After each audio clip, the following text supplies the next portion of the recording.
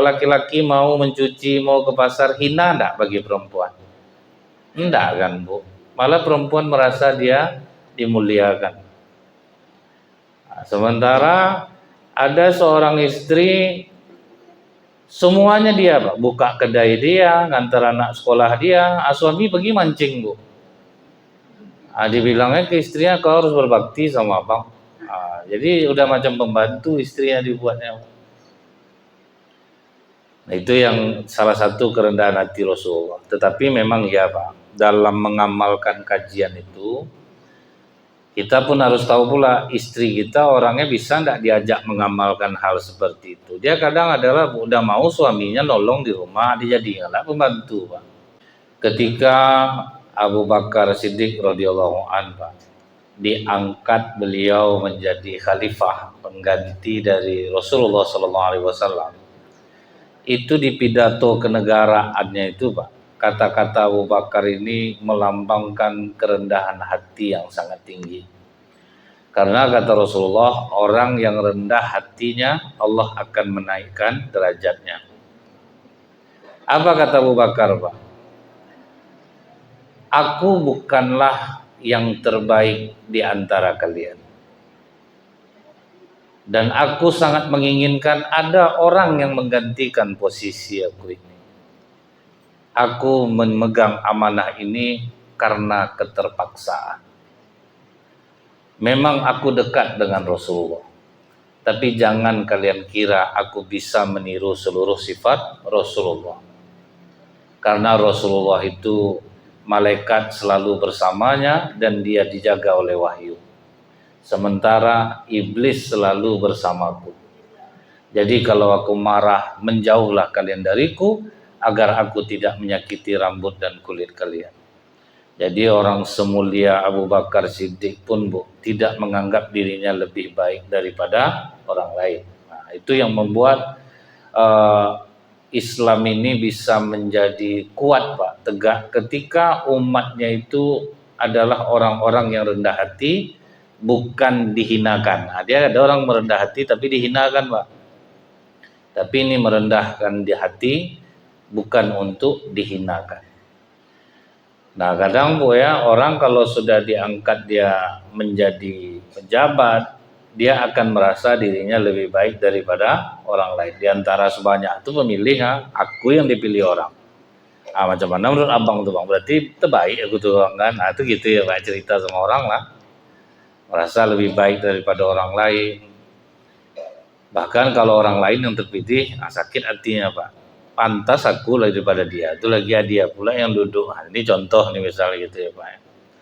Nah itu yang membuat Pak, orang serajin apapun sholat, sekuat apapun dia ibadah, maka dia tidak akan pernah merasakan manis lezatnya ibadah itu. Kalau dia ujub. Nah, orang ujub nih Pak, dia merasa dia lebih baik daripada orang lain, tapi dia tidak butuh pembanding. Beda dengan sombong Pak, kalau sombong itu ada pembandingnya, tapi kalau ujub kita sendiri yang tahu Pak. Selama ada sifat ujub di hati kita nih Bu, menganggap diri kita lebih baik daripada orang, menganggap amal kita lebih baik daripada orang, kita pasti masuk surga, orang yang ini masuk neraka, selalu pokoknya merendahkan orang lain, itu saat apapun ibadah tidak akan mendatangkan ketenangan jiwa. Nah itulah ilmu yang paling dahsyat diajarkan Rasulullah kepada para sahabat, sehingga hati mereka itu teguh, kuat jadinya Pak, tidak tergoyahkan karena semua memiliki sifat rendah hati. Kita ingat Bu, rendah hatinya Rasulullah Pak, di rumah lebih sering melayani dirinya sendiri, tidak merepotkan istri. Itu rendah hati itu Pak, melayani diri sendiri. Ada kadang ngasih makan ternak, ada menjahit pakaian, itu bentuk ketawadukan, kerendahan hati. Tahu dia posisi istri aku sedang sibuk, tidak mungkin harus dia melayani aku. Kalau kita kan macam bos kadang Pak, sama kaos-kaos kaki pun istri yang memasangkan. Baru sampai rumah, ambil nasi abang, ambil nasi. Kopi sekali ya, satu lah bang, nanti kopi rasa nasi nanti jadinya. Tunggu aku ambil nasi dulu. ingin dilayani itu begitu tinggi Pak. Pulang ke rumah tidak ada kopi, tidak ada, minum disiapkan istri saya. Itu pula Pak. Jadi jadilah kita suami yang rendah hati Pak. Tidak akan hina karena kita kalau melayani diri sendiri. Nah itu yang diajarkan Rasulullah Pak. Jadi bukan berarti apa-apa semua istri yang harus menyediakan. Kalau kita sempat, kita yang melayani diri kita sendiri. Rasulullah datang tamu, Rasulullah yang melayani mereka. Jadi tidak harus mengandalkan istri. Itu bentuk salah satu kerendahan hati. Bagi ibu-ibu lah Bu, kalau laki-laki mau mencuci, mau ke pasar, hina enggak bagi perempuan? Enggak kan Bu? Malah perempuan merasa dia dimuliakan. Nah, sementara ada seorang istri, semuanya dia Pak, buka kedai dia, ngantar anak sekolah dia, suami pergi mancing Bu. Dibilangnya ke istrinya kau harus berbakti sama abang. Jadi udah macam pembantu istrinya dibuatnya. Nah, itu yang salah satu kerendahan hati Rasulullah. Tetapi memang ya Pak, dalam mengamalkan kajian itu kita pun harus tahu pula istri kita orangnya bisa enggak diajak mengamalkan hal seperti itu. Dia kadang adalah udah mau suaminya nolong di rumah, dijadikanlah pembantu Pak. Sebaik-baiknya Bapak nih dengar kajian saya tentang Rasulullah itu suka menolong pekerjaan istri di rumah. Nampaklah dia kain terendam, dicucinya lah Pak, dijemurnya malam tuh. Besok di teleponnya saya gagal, saya ngamalkan itu Ustaz. Ngapa gitu Pak? Saya bantu nyuci Ustaz. Tadi pagi udah pandai dia merintah saya tuh kain udah terendam tuh Pak, nggak cuci lah lagi. Kalau nggak itu takutnya itu Pak dapat pasangan yang nggak bisa pula mengimbangi. Udah mau kadang suami ini rendah hati, dia maunya sama-sama belajar tuh Pak. Jadi Bapak dengar kajian jangan langsung Bapak makan mentah-mentah. Ingat juga pasangan kita cocok enggak untuk dibawa kajian seperti ini kalau diamalkan. Misal dalam Islam ini Bu, uang suami itu kan 100% milik istri Pak. Tapi tentu kita harus tahu istri kita ini masuk enggak kategori perempuan soleha. Ini dikasih duit Bu, mempertanggungjawabkan enggak bisa, dia habis aja terus Pak. Menjelaskan enggak bisa. Udah sampai duit di tangan dia, apa ya suami minta lagi, sampai mendorong Honda dia pagi-pagi dibuatnya. Betul-betul 10.000 dikasihnya. Dibeli bapak ini lontong 8.000, dia enggak tahu minyak habis Pak. Lontong pakai kerupuk 8.000, sisa 2.000 itu enggak bisa beli minyak, dorong lah Bu. Ada berapa sedihnya tuh Bu ya, suaminya pulang jam 2 malam Pak, ngamuk istrinya. Kok sampai jam segini pulang? Aku telepon kok enggak diangkat. Kata dia baterai aku habis. Lain kali deh, tolonglah isi lah 200.000 duit di dompet aku. Sepeda motor rusak, bengkel enggak ada yang mau berutang. Mendorong aku berapa jauhnya nih. Itu kalau macam itu istri Pak, pandai-pandailah menyimpan Pak. Kalau enggak azab Pak, percayalah Bapak. Udah banyak atu-atu nih kena dah Pak. Kadang ada yang sampai bakar dompet ya Bu. Ngapa tuh bakar dompet tuh? Nggak ada gunanya Ustaz. Nggak bisa berisi dompet saya nih. Ada kadang diisi sama anak, disalin balik sama ibu. Nih Pak, diceknya balik. Tapi kalau perempuan-perempuan pengajian nggak mau mengamalkan ini. Nggak mau seperti itu. Macam ibu-ibu kita nih lah, nggak mungkin macam itu. Yakin saya. Nah kemudian Pak, Rasulullah itu menjadi contoh yang nyata bagi para sahabat. Karena apa kata Rasulullah? Ditanya kepada Nabi Ibrahim, siapa engkau di sisiku Ibrahim? Allah bertanya kepada Nabi Ibrahim, aku adalah Khalilullah, teman dekat Allah, kekasih Allah juga artinya. Ditanya kepada Nabi Musa, siapa engkau Musa? Aku kalam Allah. Satu-satunya Nabi yang bercakap kepada Allah tanpa perantara malaikat Jibril. Siapa engkau Isa? Aku Ruhullah. Langsung diciptakan oleh Allah tanpa ada bapa. Siapa engkau hai Muhammad? Aku adalah Abdullah, hamba Allah. Itu kerendahan hati Rasulullah. Apa ndak bertahta di hati masyarakat nama Rasulullah ini? Karena memang beliau rendah hati. Sampai kalau duduk sama sahabat itu Bu, tidak bisa dibedakan mana yang Rasul, mana yang sahabat. Nah, saking tidak adanya bentuk pemisahan diri. Kalau sekarang ini duduk sama ustadz pas ceramah itu kan nampak beda ustadznya Pak, jubahnya aja udah lain kadang tuh Pak, kan. Nah, duduk udah lain Bu, biasa duduk gini ya, ini gini tuh. Nah, sedang pengajian, mau nunggu pengajian tuh. Buah di tempat dia lah yang paling banyak. Dia berbeda sendiri Pak. Buah ke dia dulu dikasihnya. Yang ustadz ini mengkelek kadang kelakuan dihargai orang, tidak pandai menghargai Pak. Udah jelas bagian bapak-bapak yang lain itu tidak ada buahnya, dia sibuk makan buah, udah menengok bapak tuh, udah goyang jakun bapak tuh nengok dia makan lengkeng Pak, tidak juga berhenti dia Bu. Jadi kita kalau misalnya dikasih orang makanan di depan kita, tentu kita tengok yang lain dulu Pak. Udah rata enggak semuanya, udah ada di depan masing-masing baru kita makan. Nah, gitu juga Bu, kalau makan sama-sama kita tengok dulu, udah ada yang cuci tangan. Kalau belum ada, gantunglah tangan itu dulu Pak. Jangan sampai kita mencuci tangan. Kalau tidak berhenti orang makan nanti. Tapi kalau di Pekanbaru kayaknya bebas saja Pak. Saya tahu adat itu Bu di satu daerah. Jadi lupa kalau kita dulu, tapi untung saya dikasih tahu sebelumnya. Kalau nanti orang belum selesai makan jangan cuci tangan ya Ustaz ya. Kalau Ustaz cuci tangan semuanya akan berhenti. Pokoknya siapapun yang mencuci tangan duluan, Waalaikumsalam, ya Pak. Siapapun yang mencuci tangan maka akan berhenti. Nah kemudian Pak, setelah kita mengetahui bagaimana kerendahan hati yang diajarkan oleh Rasulullah kepada para sahabat, nah itulah yang diamalkan oleh Abu Bakar As-Siddiq. Sekalipun beliau sahabat Rasulullah yang mulia, tapi beliau tidak merasa lebih baik daripada orang lain. Ngerti dia Bu, kalau aku marah jauh-jauh lah dari aku, kadang iblis banyak di badan aku nih. Kalau Rasulullah itu tidak ada iblis di badan dia. Al-Quran bersamanya, malaikat senantiasa menjaganya. Aku tidak akan bisa meniru Rasulullah. Sifat-sifat Rasulullah, kesabaran Rasulullah, nggak pandai aku niru. Itulah rendah hati itu Pak ya. Makanya Pak, kita lihatlah orang-orang yang rendah hati Bu, itu memang derajatnya ditinggikan oleh Allah. Ingat saya Pak ya, yang menjadi direktur Citibank, itu pernah anak tamat SMA, mantan office boy di Citibank.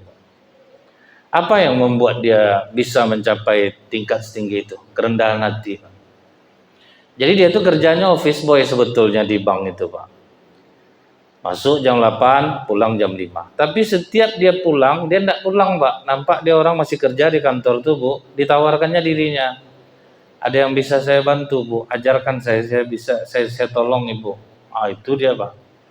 Tidak pernah berharap duit gantinya. Pokok siapapun di kantor itu yang butuh pertolongan dia Bu, dia tolong. Tidak pernah dia nanya duit. Kalau kita kan, aku kok tidak jelas angka-angka Bang, malas aku dukung ya Bang. Ini ada calon wali kota datang yang aja jelas. Aku kalau tidak jelas angkanya Bang, minta maaf aku. Nah, kalau kita ini kan, kalau tidak pakai itu tuh tidak bisa Pak. Susah cari orang yang tulus tuh Pak. Ini dia Bu, dibantunya. Sayang orang kantor tuh semua sama dia Pak.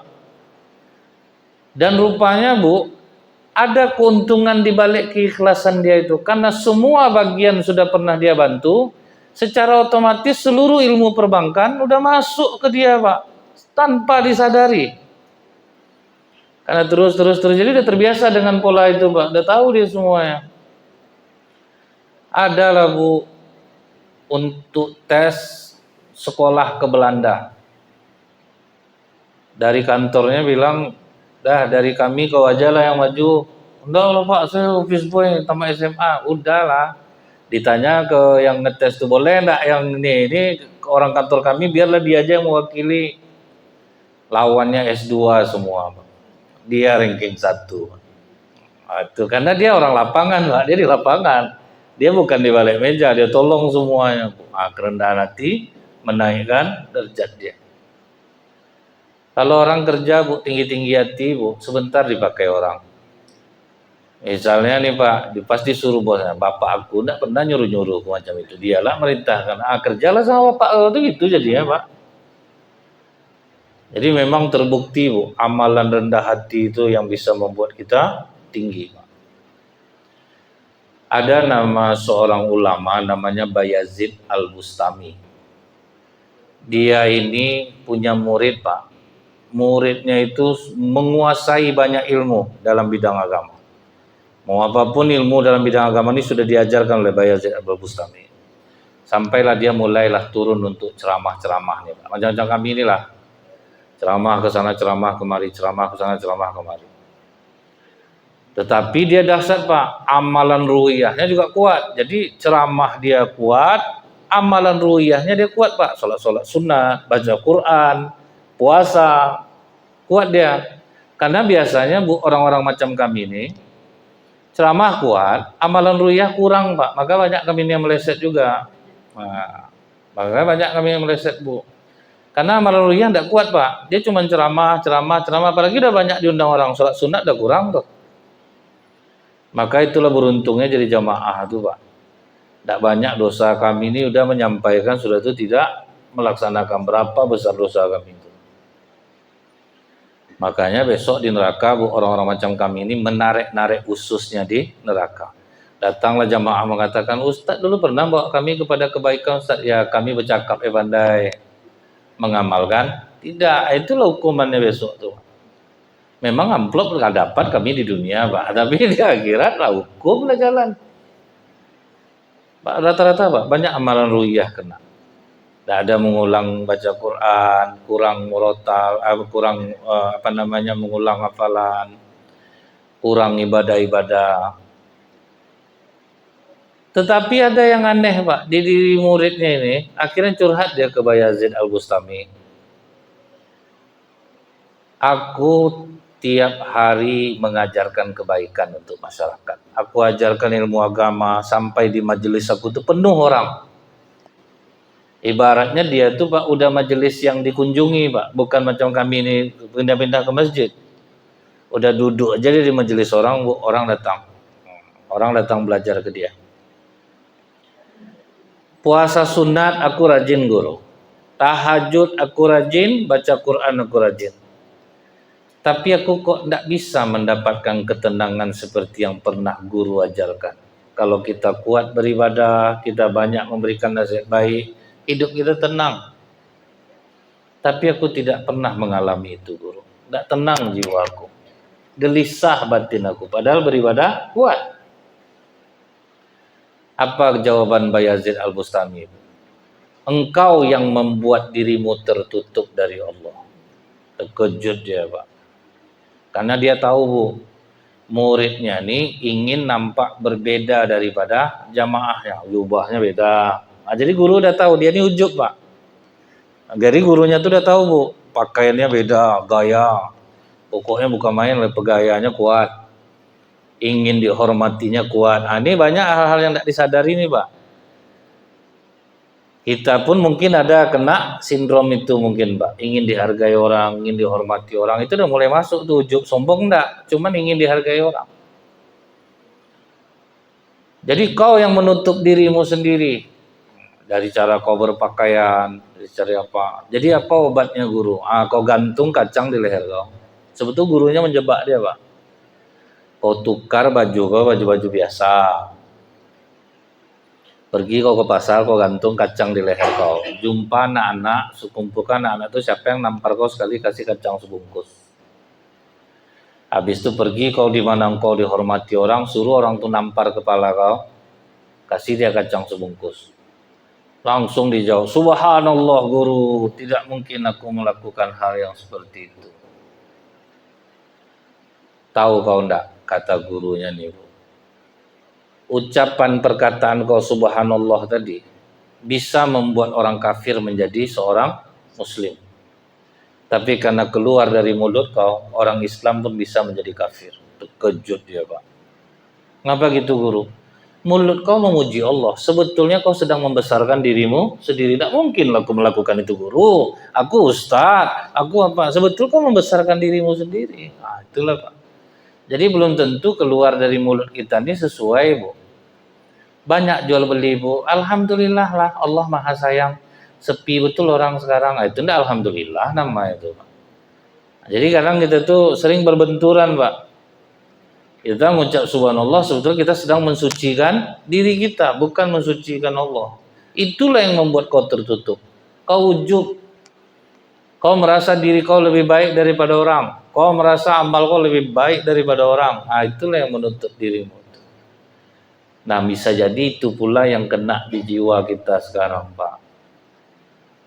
Kita selalu merasa kalau kita udah rajin sholat ke masjid ini, kita ini ahli surga.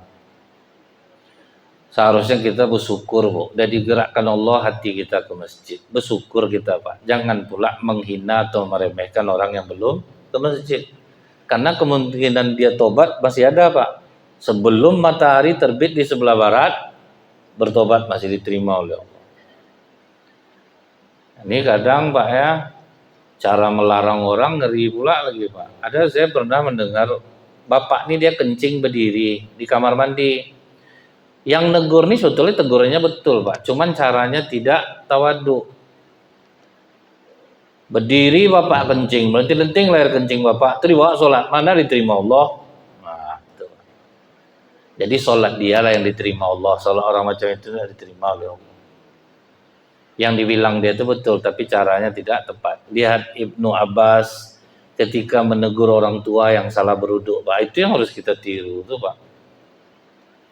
Nampak dia bapak tuh salah beruduk, dipanggilnya anak kecil, dek sini coba cara beruduk yang betul. Salah tuh dek. Kalau beruduk tuh seperti ini. Jadi atuk tuh nengok, Pak. Oh salah gitu tadi, Pak. Jadi tidak terasa dia, Pak. Itu ilmunya mahal, Pak. Kadang kita menang, kadang kita kalah, Pak, mengamalkan ini. Macam Buya Hamka, Bu, ditanya oleh perempuan, Buya, bolehkah kami perempuan ini memakai kutek? Karena ada ustadz mengatakan tidak. Oh boleh, Bu, boleh. Tidak ada larangan memakai kutek. Yang penting setiap kali ibu beruduk kikis. Sebetulnya kan melarang tuh, Pak. Cuman tidak ketara. Asal ibu mau beruduk kikis kuteknya dulu. Baru nanti pasang lagi. Itu kan melarang, Pak. Kecuali waktu haid. Kan tidak sholat, oke lah, pakailah kutek. Itu tuh yang hal-hal seperti itu tuh, Pak. Misalnya nih, Bu ya, saya kalau sedang ceramah, terus ibu-ibu ngobrol, bapak-bapak ngobrol, itu sama sekali saya tidak akan menegur dan tidak akan terpengaruh. Sebab kalau saya tegur, dosa saya lebih besar. Karena saya mempermalukan orang di depan orang lain. Kalaupun ada ceramah saya yang bapak ibu tersinggung, itu sama sekali saya tidak tahu. Karena memang itu berdasarkan fakta yang terjadi, Pak, di masjid-masjid manapun. Jadi tidak ada istilahnya, Pak, nanti sampaikan ini Ustaz, tidak ada. Demi Allah, belum pernah ada yang memesan sama saya, nanti tolong sampaikan, tidak ada sama sekali. Cuman itu fakta yang sering terjadi. Jadi kadang ada tertembak juga kita, Pak. Ini Ustaz, ini nampak nembak aku, padahal enggak, Pak. Cuman pas pula apanya itu. Tambahlah mata orang menengoklah ke bapak semua kan. Itu tambah jadi, Pak kan. Misalnya lagi ini, Bu, ibu bawa anak kecil, bawa cucu ke masjid. Itu mau lari-lari gimana pun, Pak, tidak ada pengaruh bagi saya, Pak. Karena saya kan ngomong pakai mic. Walaupun mata ibu kemana-mana, saya anggap aja saya di radio, Pak. Kan tidak ada jamaah kalau di radio tuh, Pak kan. Orang kan matanya ke anak-anak itu gitu, Pak ya. Kita mandang kata ceramah terus. Ada pernah masjid, Bu. Satu orang ibu bawa satu orang cucu, satu orang nenek bawa satu cucu, satu ibu bawa satu anak. Macam PAUD masjid tuh, Pak. Lari. Saya santai aja, Bu. Saya jalan sambil ngomong tuh, main-main lah sama dia. Cuman yang membuat saya terkejut, keluar kepala anak kecil dari bawah meja saya, titit tersentak saya, Pak. Meja anak macam meja kita nih, Bu. Tuh keluar kepala anak kecil, Pak. Itu agak lama saya menunggu, terkejut saya, entah keajaiban apa, keluar anak, entah dari mana nih anak nih. Nggak nampak saya lari-lari masuk situ. Nah itu kadang ada ustadz ya, Bu ya, nampak dia jamaah bicara, Pak kalau bicara di luar aja. Berapa kurang ajarnya itu, Pak. Nggak beradab, kalau menurut saya nggak beradab tuh. Ada pernah lagi, Bu ya, ibu-ibu nanya ke ustadz nih habis dia pengajian. Bagaimana tuh ustadz? Kemana telinga ibu dari tadi? Makanya kalau ngaji itu dicatat. Waduh, Pak. Itu kami aja, Bu, banyak yang tidak mengerti tentang kerendahan hati. Masih banyak yang harus dipelajari. Akhirnya anak murid Bayazid Al-Bustami itu mengertilah dia, oh inilah penghalang jiwaku ke Allah selama ini. Karena aku menganggap diri aku lebih besar. Aku tuh lebih baik. Ingat dulu Bu, sebuah riwayat, di Madinah lama hujan tidak turun. Sudah berkali-kali ulama Madinah memimpin sholat minta hujan, tapi hujan tidak turun. Iktikaflah para ulama ini di Masjid Nabawi dalam kegelapan malam. Tengah malam masuk tukang jahit sepatu di Madinah, Pak. Tukang jahit sepatu, beruduk dia, sholat dia 2 rakaat, diangkatnya tangannya ke langit, Bu. Dengan suara yang cukup terdengar dia memohon kepada Allah, ya Allah, turunkan hujan untuk kami, ya Allah, turunkanlah hujan untuk kami. Sempatlah ulama itu, Bu, dia pula minta. Awak udah berkali-kali nak dikabul, dialah minta. Tapi habis itu terkejut ulama ini, Pak. Bersamaan dengan turunnya tangannya selesai berdoa, turun pula hujan yang lebat dari langit. Baru menyesal. Awak udah nganggap remeh, nganggap kita lebih baik daripada orang.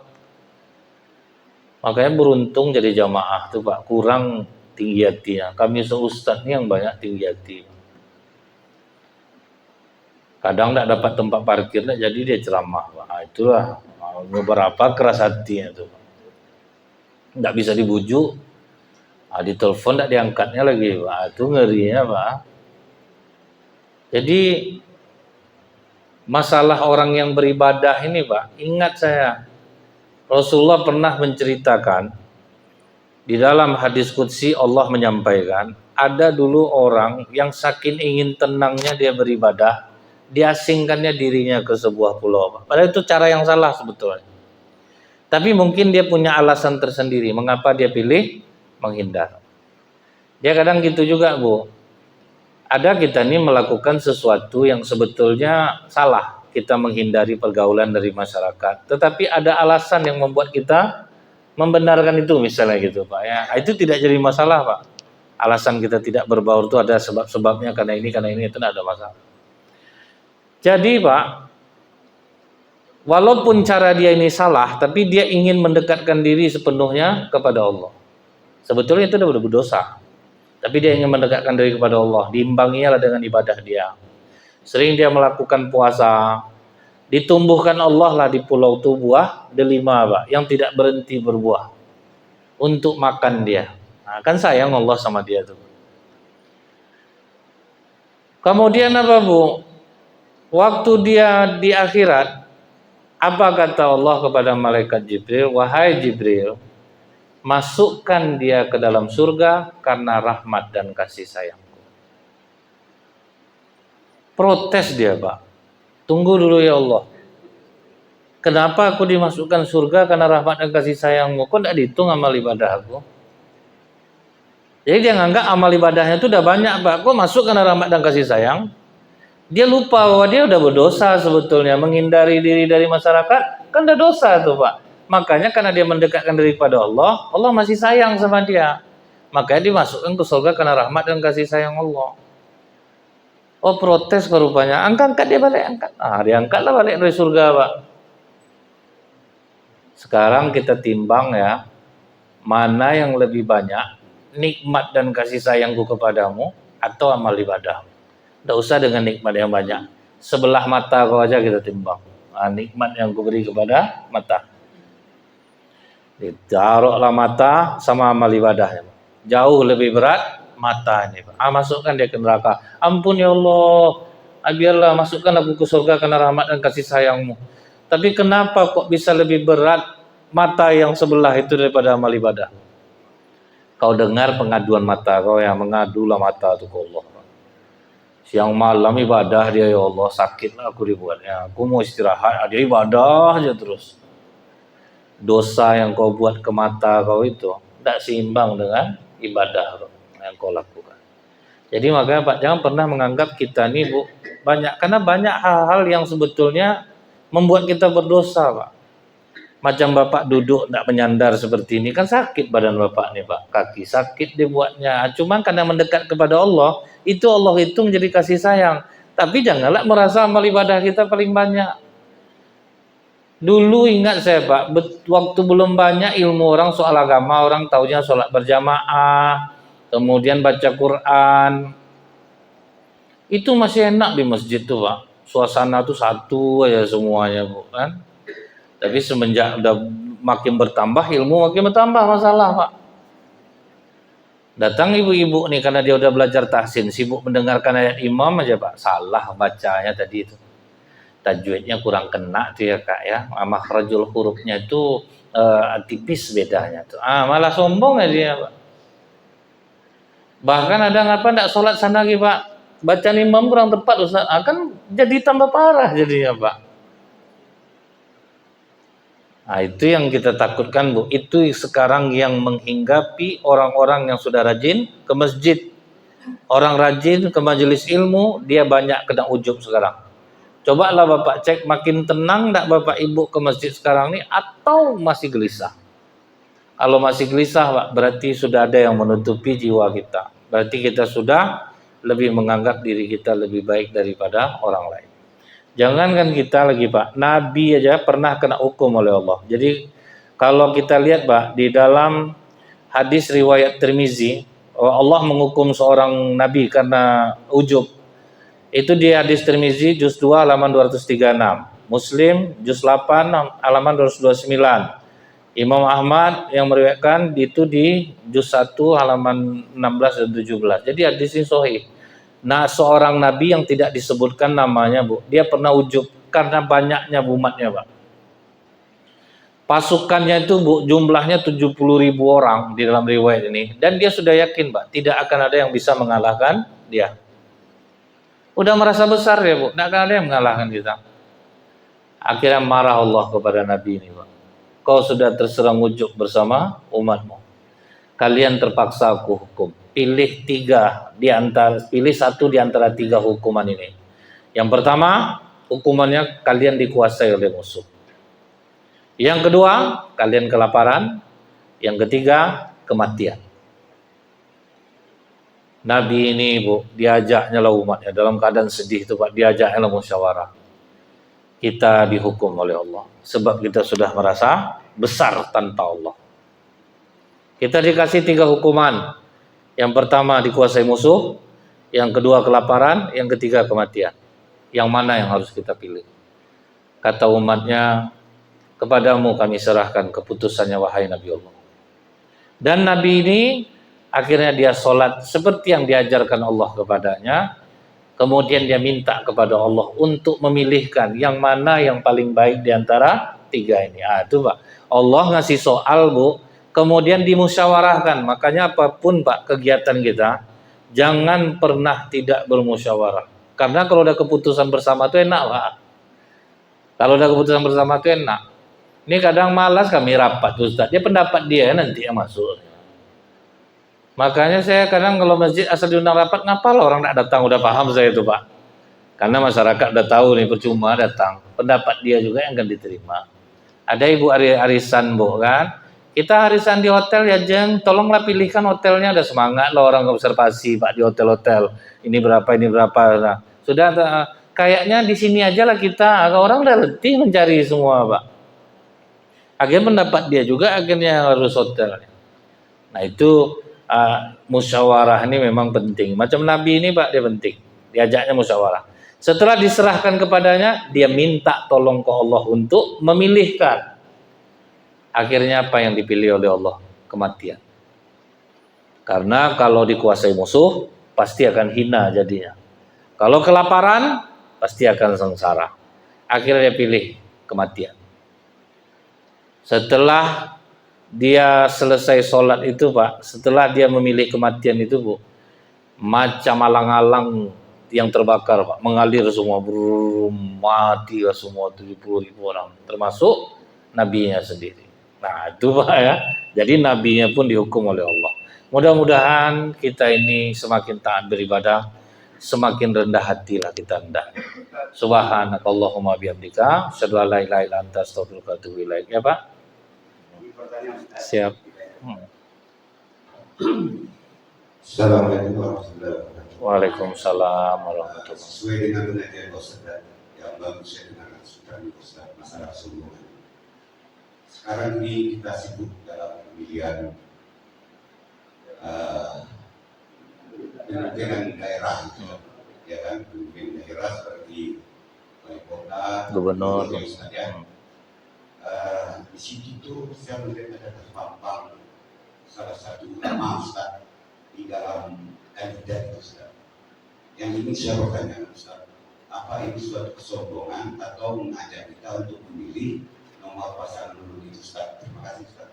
Ya. Assalamualaikum warahmatullahi wabarakatuh. Saya termasuk yang tidak begitu mengikuti kata per kata dari masing-masing kandidat ini ya Pak ya. Jadi saya tidak tahu juga di kata-kata yang seperti apa maksudnya mengajak atau kesombongan itu gimana maksudnya? Begini Ustaz, di beliaunya itu terpampang ulama. Sebut aja namanya. Iya. Di Ustaz Al-Somad, di nomor 1 Ustaz. Abdul Baik Ustaz.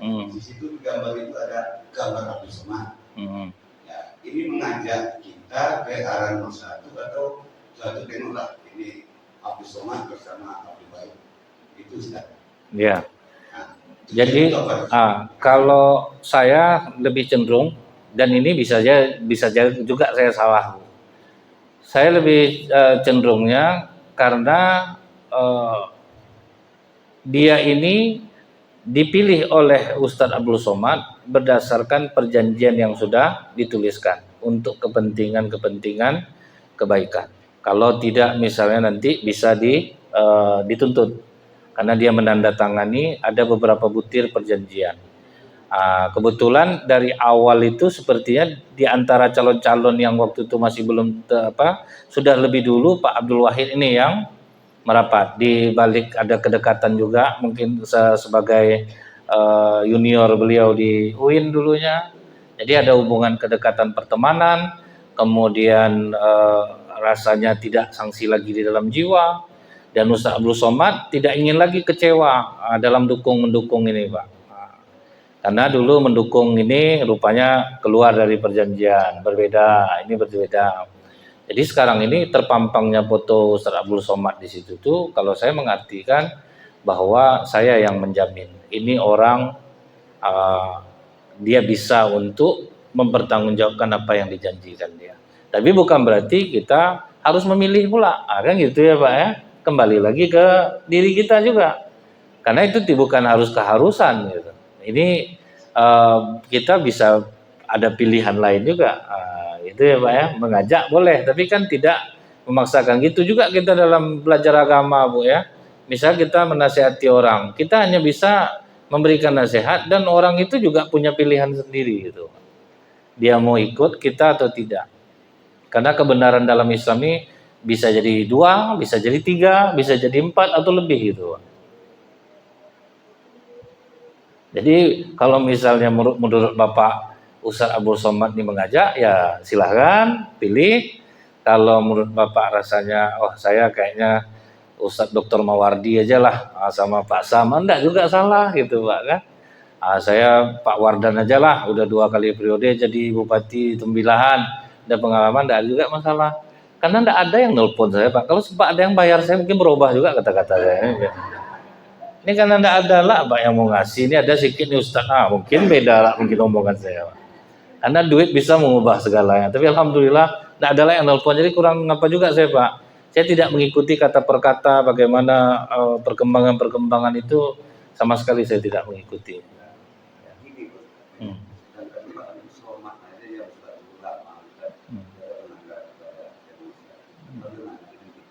Ya karena Dr. Mawardi ulama juga Pak. Itu masalahnya.